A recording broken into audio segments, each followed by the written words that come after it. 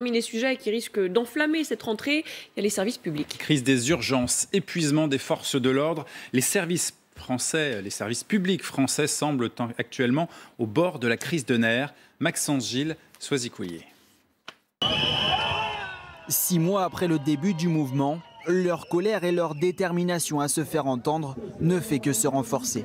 Dans tout le pays, 217 services d'urgence sont en grève, 2 fois plus qu'au mois de juin.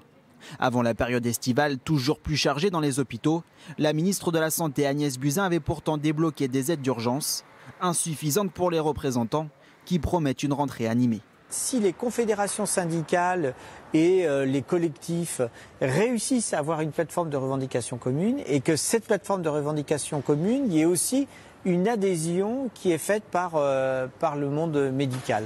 Auquel cas, vous aurez en effet un conflit majeur dans les hôpitaux. Les policiers dénoncent eux aussi des conditions de travail chaque jour plus compliquées. Depuis le début de l'année, 46 d'entre eux se sont suicidés. Les syndicats demandent au gouvernement un plan d'action et un budget à la hauteur des missions exigées. Nous allons faire pression afin que le budget de la police nationale, du ministère de l'Intérieur, soit vraiment un budget à la hauteur des enjeux et des revendications que nous portons pour l'ensemble des policiers.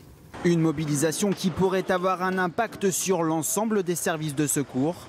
Les pompiers ont eux aussi démarré un mouvement de grève à la fin du mois de juin, suivi dans 90 départements.